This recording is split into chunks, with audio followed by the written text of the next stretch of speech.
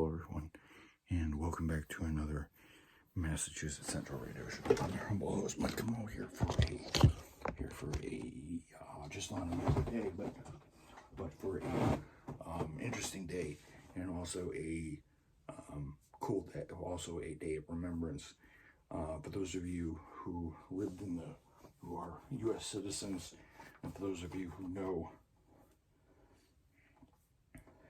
their World War II history, you guys will know that this is the anniversary of Pearl Harbor getting bombed back in 1941, which was over 81 years ago. So it was 81 years ago today that Pearl Harbor was officially bombed by a deliberate sneak attack by the Japanese to show that they were going to be, it was a significant time for, it was kind of a significant time for us because this was right at the end of the Great Depression, when we were just starting to get our military up and going, and we were just got manufacturer jobs, and we just put out our new Royal battleships, and in the course of a couple of hours, a whole fleet except for like 3 carriers or 3 destroyers or 3 battleships got destroyed in mere moments.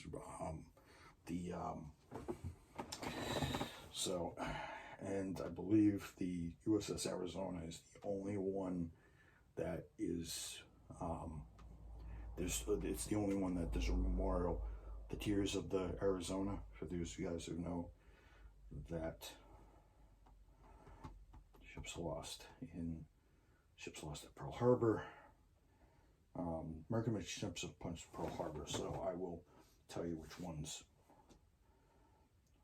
were lost. So we lost the Arizona, the Oklahoma, the Nevada, the USS California, the USS West Virginia, the USS Cassian, the USS Downs. Those were destroyers. The USS California was, the USS California was repaired, that's right.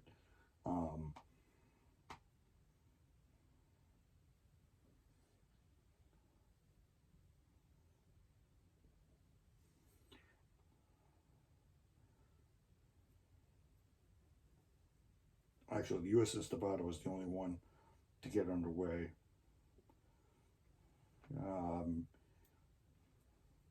Yeah, the Oklahoma, the USS,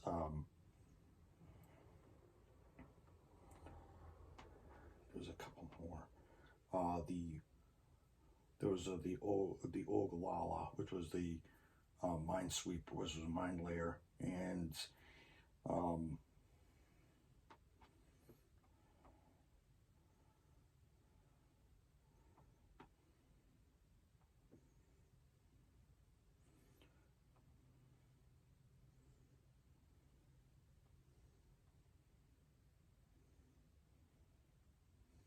so the USS Arizona was the battleship that was the big battleship. For those of you who do not know, I'm going to try to raise a photo of it here. There's still, that's the USS Arizona, what's left of it. It was dredged over to there. There's oil and stuff like that. You can literally see oil coming up from the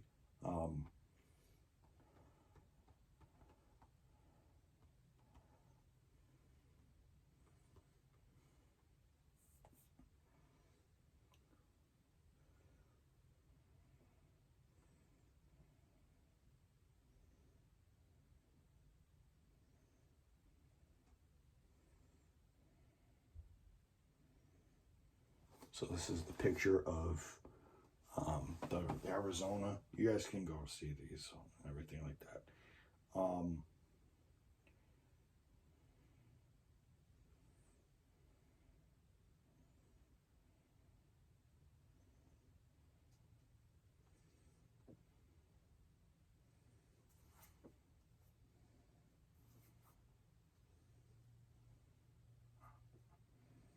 yeah, so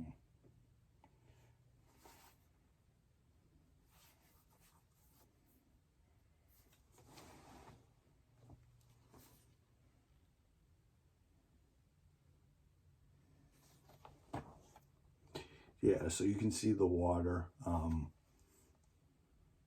You can see that there's a little oil slick coming up from there. So we lost the Missouri, the Arizona. We lost a bunch of torpedo boats.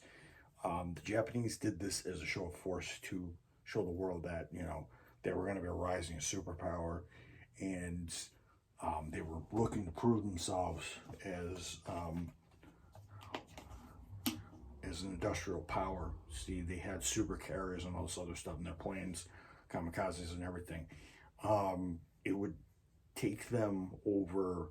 It would actually take hold many years later because the Japanese are a big industrial force in the east and also in the west, because their cars are very well known over here. But it kind of, that conquest kind of started with Pearl Harbor, and it kind of ended when we bombed Nagasaki and Hiroshima. But they rose out of the ashes and they actually got things going again.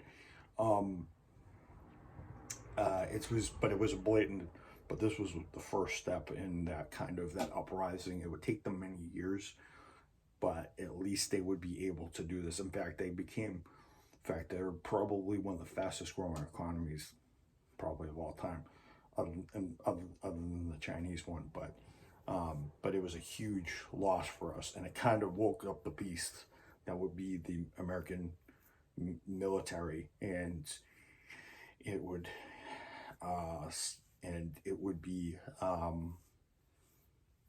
also be the time when Roosevelt would declare war on when Roosevelt would declare war on Germany and the Axis powers.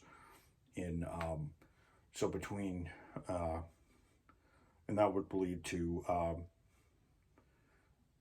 Winston Churchill, Joseph Stalin, who would later become the Soviets become one of our biggest enemies of all time, met, and they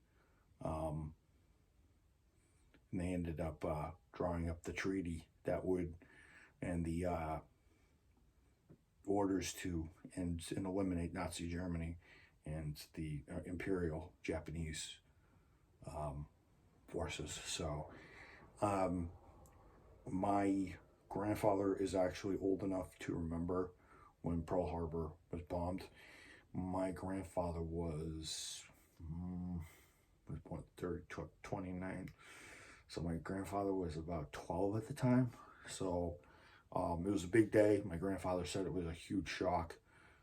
He was working that day. I think he was, he might have been actually, he might have been going to school that day. He was going to school and watched and listened to the radio.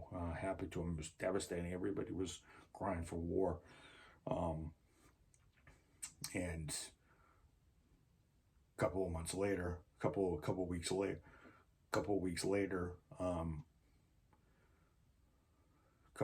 of days later, or hours later, Roosevelt basically called the attack. As the day that would live in infamy. Right after that, Roosevelt, after some much deliberation, he would declare war on the Allies would declare war. He would officially declare war on Japan, and then he would eventually declare war on Nazi Germany.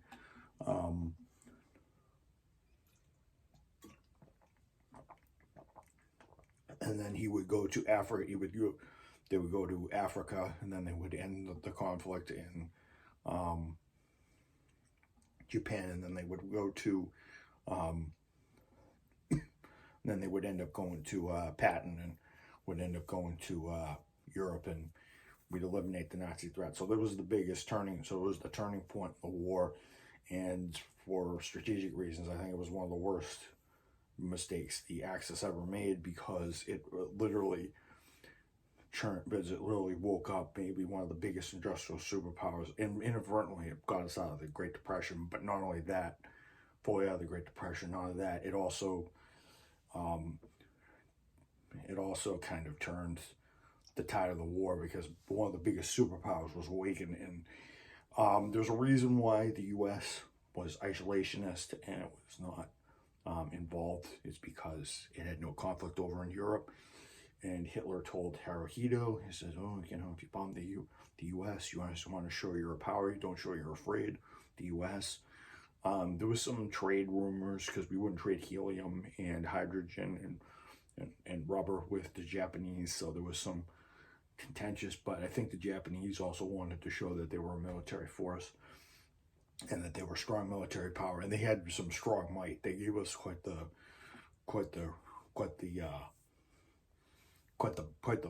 fight when we tried to take over the islands that they controlled in the Pacific, and then it eventually ended up.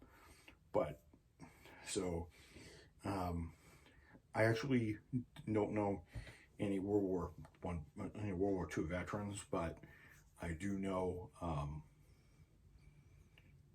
I don't know any World War II veterans per se. I've met a few here and there over the years, and it was a horrific war. It was not the greatest war at all. It was the Second Great War. It was the terrible war. It was the War of the Worlds. So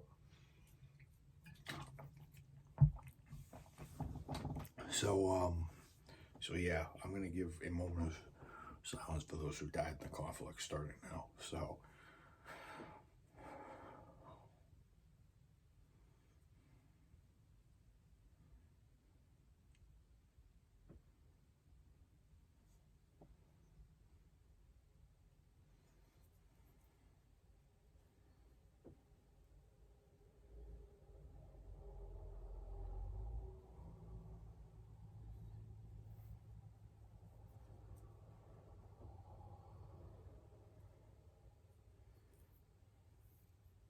Yeah. So yeah, I just want to let you guys know that, you know any veterans in your life, make sure you talk to them and learn about their stories and stuff like that, because World War II was a bloodbath. It was one of the nastiest wars of all time. Many millions of people lost. Many people lost. Germany was Germany with the Holocaust and everything like that. It was not. It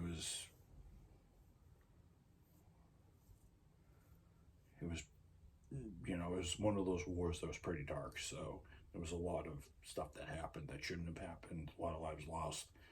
Millions and millions and millions of people, civilians, and people displaced, and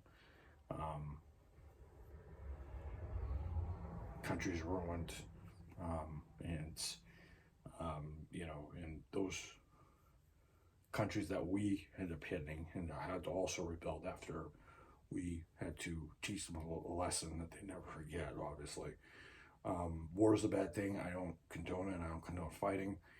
I don't really condone firearms as weapons of destruction. I kind of condone them as weapons, as tools of sportsmanship and firearms training and stuff like that. So, and self-defense, of course, if you need it. But yeah, war is bad. War is not great. War is terrible. War is bloody. War should be avoided at all costs.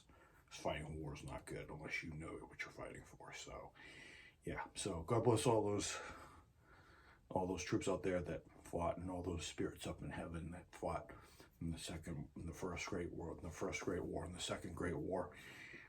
Praise all your spirits that you guys played down the ultimate sacrifice to defend our country and to defend the freedom of ourselves, our allies, and kind of change the course of the world, technically, if I'm to be honest. So yeah, so there was a lot of outcomes, and it wasn't a day that was known as a happy tribute. So, but I'm tributing this to paying tribute to the fallen and to the people that have survived and lived to tell the tale. And it's probably one of the darkest marks in the history of our history, because after that we kind of things went kind of downhill for us, because but I'll get into that in another time. And there's a lot of controversy here and there about Second World War, so I'll leave that to you guys to go talk about it and stuff like that in the comment section. So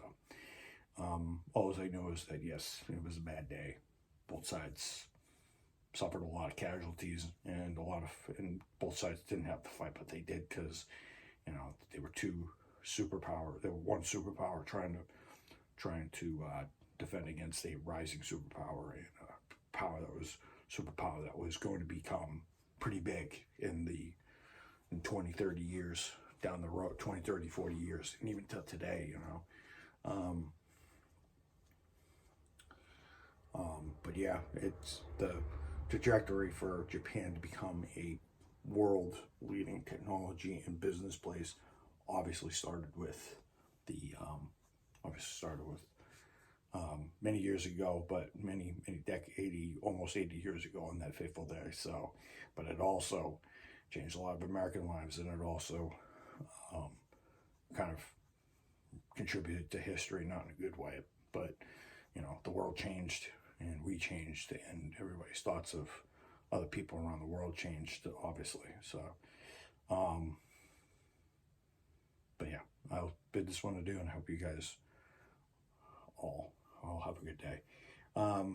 Pray for all the souls that we've lost. Pray for my friends, let them all stay strong, and let's end this year on a good note.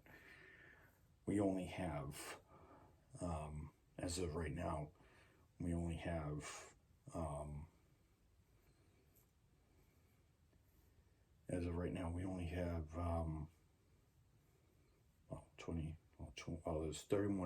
30 days. Well, there's 31 days in December, so we only have about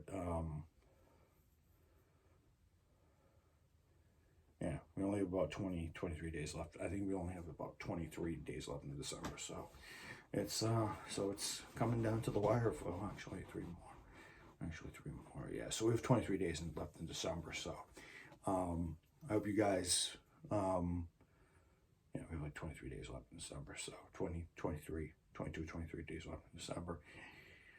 All right, guys, I'm gonna bid this one to do. I'll see you guys on Friday. And I'm going to upload the Gran Turismo video on Thursday, because I forgot Tuesday, so I'll upload it Thursday so you guys can get the tribute video. And then I'm going to try to figure out what I'm going to do with the Switch gameplay. So I got Mario 3D World, so I might do that. The live streaming, maybe. All right, guys, see you later.